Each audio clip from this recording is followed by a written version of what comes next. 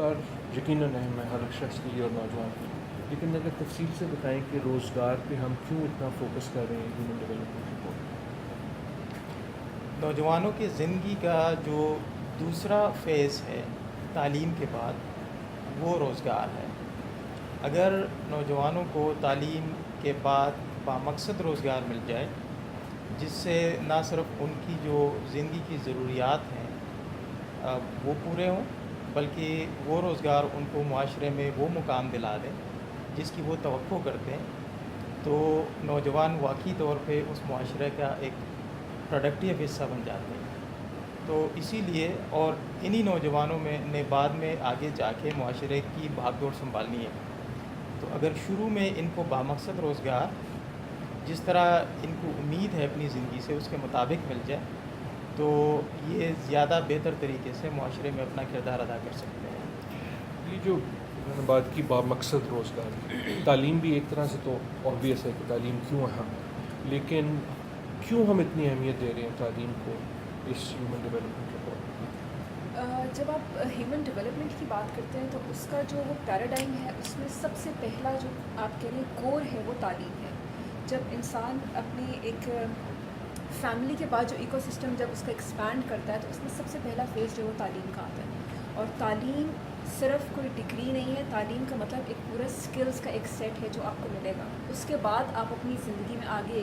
ایک سفر ہے، جیسے سعید صاحب نے کہا کہ اس کے بعد روزگار کا جو سفر شروع ہوتا ہے اس میں سب سے پہلے جو ہے آپ کا تعلیم کا بامقصد کوالٹی تعلیم ہونا بہت ضروری ہے۔ اس کے بغیر آپ ٹرانزیشن کر تو جائیں گے لیکن پھر آپ کی زندگی میں بالکل ایک رڈرلیس شپ کی طرح آپ ادھر ادھر ہوتے رہیں گے۔ مختصر یہ بتائیے گا کہ یہ دو ہم نے پلر کی بات کی، ایک بامقصد روزگار، ایک کوالٹی ایجوکیشن تعلیم، تیسرا جو ہمارا پلر ہے اس کو ہم انگیجمنٹ کہہ رہے ہیں، اور وہ اس کے بارے میں بتائیے، شمولیت یا انگیجمنٹ۔ شمولیت کو میں ہمیشہ جو ہے کوشش یہ کی ہے کہ اس کو انسانی ترقی کے تناظر میں دیکھا جائے کہ دو جو پہلو ہیں، ایک تو روزگار کا ہے، دوسرا تعلیم کا ہے، لیکن جو تیسرا پہلو ہے انسانی ترقی کا، اس میں کوشش یہ ہوتی ہے کہ ایسے مواقع پیدا کیے جائے انسانوں کے لیے، اور چونکہ یہ رپورٹ جو ہے وہ نوجوانوں کے بارے میں ہے تو نوجوانوں کے لیے کیا ایسے حقوق حاصل ہیں، ان کو اسپیسز کیا ہیں معاشرے کے اندر، ان کو کیا اپرچونیٹیز حاصل ہیں، اور کس طرح کی سپورٹ ان کو چاہیے کہ وہ معاشرے کے فیصلوں میں، چاہے وہ ان کے انفرادی زندگی کے حوالے سے ہو یا کلیکٹیو ڈیسیجنز ہو، اس میں حصہ لے سکیں، اور دوسرا جو ہے ان فیصلوں کو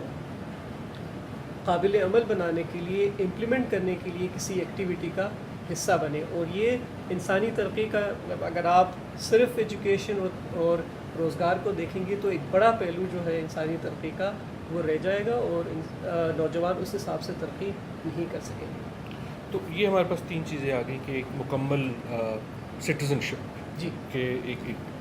نوجوان جو ہے وہ ایک مکمل حصہ ہو اس معاشرے کا،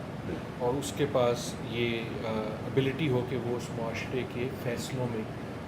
مکمل حصے دار ہو، اس کے پاس اچھی تعلیم ہو، اس کے پاس اچھی روزگار ہو، بامقصد ہو،